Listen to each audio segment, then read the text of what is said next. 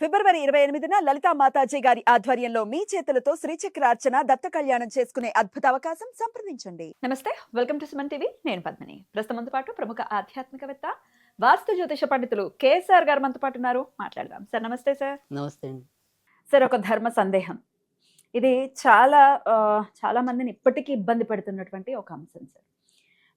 సతీ సహగమనం నుంచి చాలా వరకు మార్పులు వచ్చి ఆ ఇబ్బందుల నుంచి బయటపడింది మా ఆడజాతి అని చెప్పుకోవచ్చు. అయినప్పటికీ ఇంకా చిన్న చిన్న విషయాల్లో పోక్ చేయడం అనేది ఇంకా ఉంది అనేది మనం చూస్తూనే ఉంటాం. సో ఇదంతా ఎందుకు చెప్తున్నానంటే, వితంతువులు పూజ చేయొచ్చా అనే అంశం.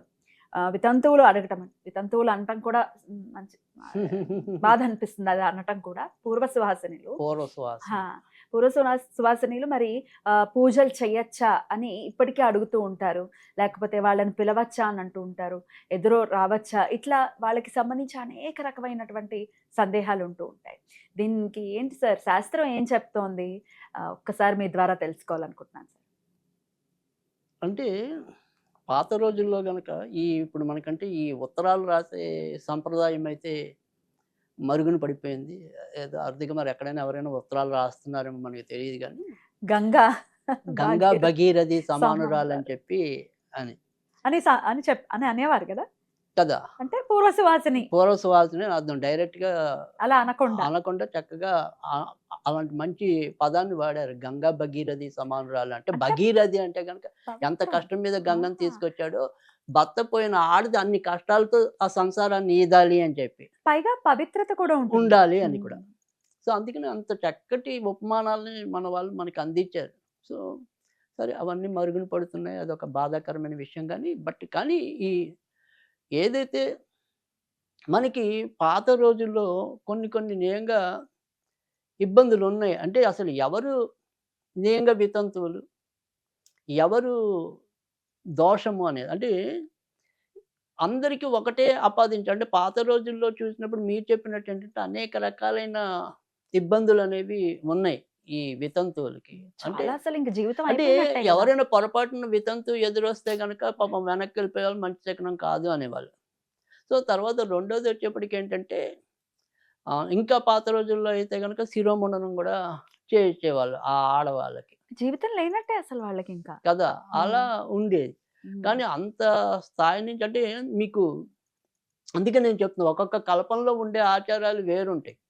సో ఇలాంటి విధవలే కాకుండా సంతానం లేని ఆడవాళ్ళు ఎవరైతే ఉంటారో గొడ్రాల కింద, వాళ్ళని కూడా అలాగే చూసేవాళ్ళు. పైగా అక్కడ ఆ టైం కల్పంలో కూడా ఉన్నది ఏంటంటే కనుక, అలాంటి వాళ్ళకి మనం దానం ఇవ్వటం కానీ, అలాంటి వాళ్ళ ఈవెన్ గొడ్రాల యొక్క భర్తని మనం వేరే అంటే యజ్ఞాలకి కానీ, తర్వాత పితృ కార్యక్రమాలకు కానీ, వేటికైనా సరే ఆహ్వానిస్తే వాళ్ళకి కూడా దోషం ఉంటుంది.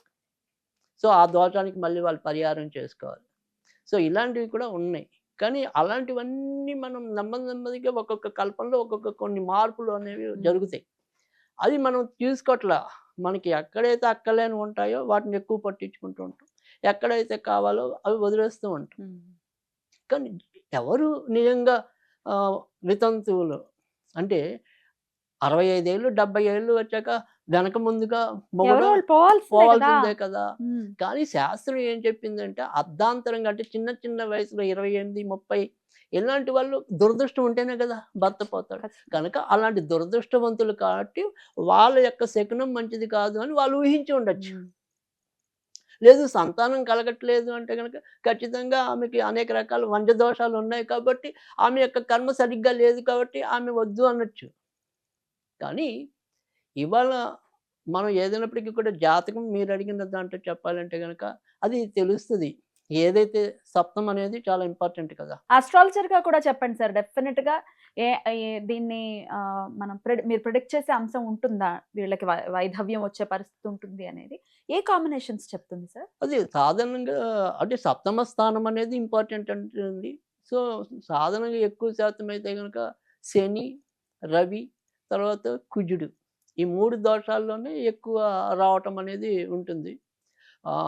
రాహు వస్తే విడిపోవచ్చేమో కానీ భంగం కాకపోవచ్చు, అంటే వైధవ్యం ప్రాప్తించకపోవచ్చు.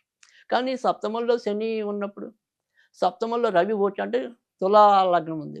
ఆ తులా లగ్నానికి రవి సప్తమంలో ఉంటాడు ఓచ్ అయితే. కానీ ఒక్కోసారి సప్తమంలో రవి వచ్చా అంతేగా మేషం తులాకి అవుతుంది తులకి. మేషంలో రవి ఓచ కదా. మేషంలో రవి వచ్చి పొందుతాడు.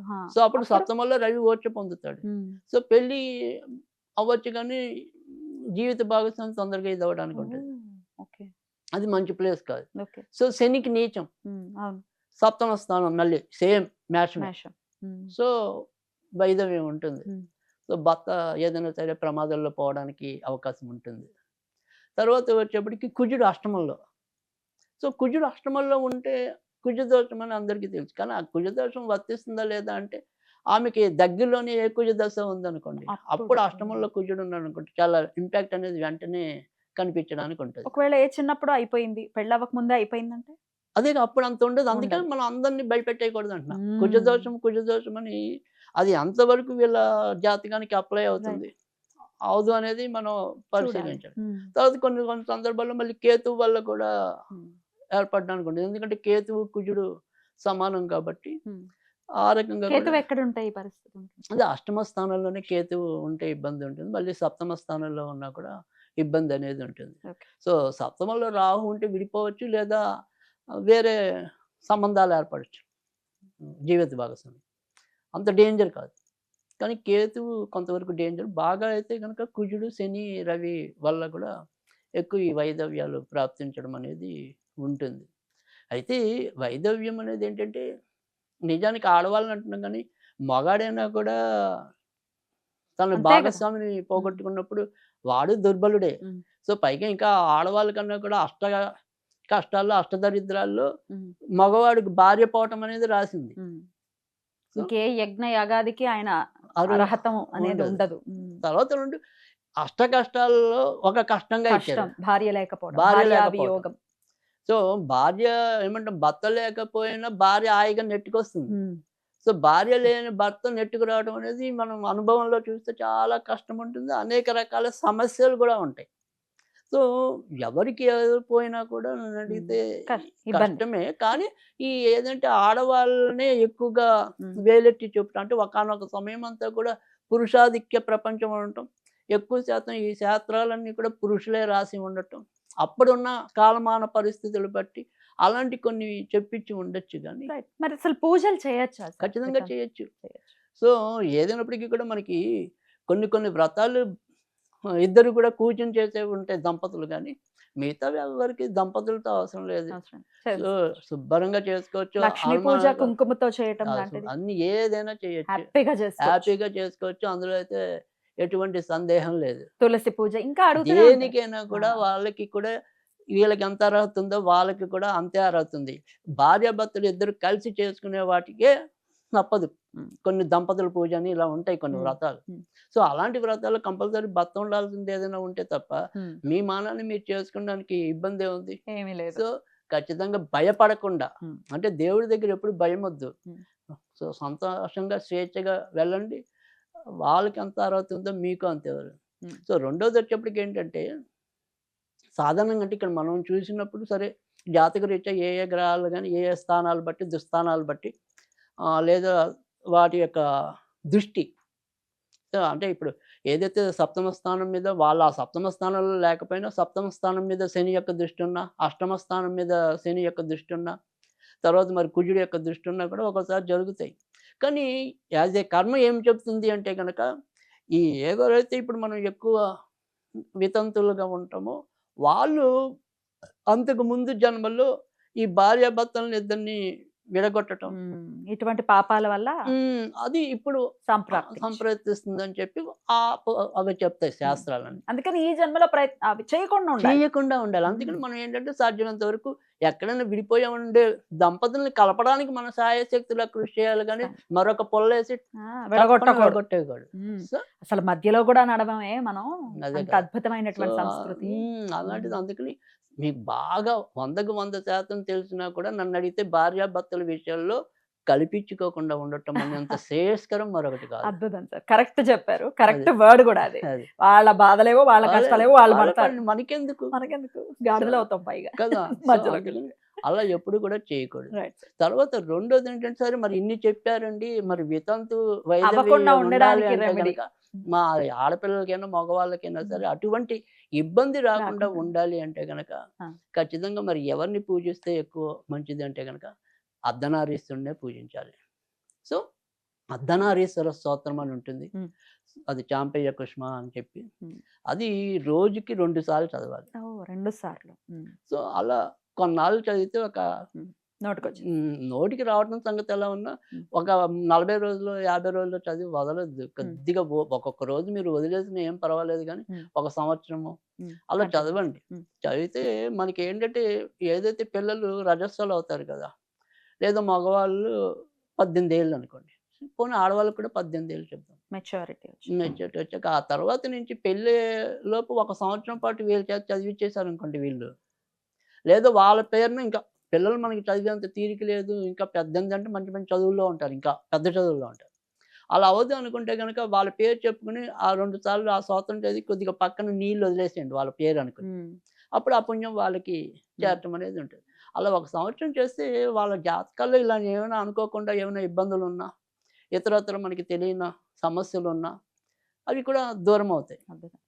సో అది మటుకు చాలా బాగా పనిచేస్తుంది. అర్ధనారీశ్వర స్తోత్రం బెస్ట్. అద్భుతం సార్. చాలా చాలా అద్భుతంగా మాకు తెలియజేశారు సార్. ఒకంత ఊరటనిస్తుంది పూర్వసువాసనులకి ఈ వీడియో. ఖచ్చితంగా వాళ్ళు బాధపడాల్సిన అవసరం లేదు. మన జన్మ హక్కు, కుంకుమ మన జన్మ హక్కు, అంతే కదా, మనతో ఉంటుంది అంతే. ఇప్పటికి కొంతమంది ఇప్పుడు మనకి ఏదంటే ఒక ఏమంటారు విప్లవాత్మక మార్పులు వచ్చినప్పుడు పాతలో ఈవెన్ మా అంటే మా నాన్నగారే మా అమ్మగారితో ఒకటే మాట అన్నాను, నీ కుంకుమ అనేది నేను లేనప్పుడే నీకు వచ్చింది, నేను పోయాక నువ్వు తీయాల్సిన అవసరం లేదు. సో అది కనుక పెట్టుకో అని చెప్పారు. సో అలా ఇవాళ రోజు ఇది ఎప్పటి మాట కదా, ఇంచుమించు 80s లో మాట.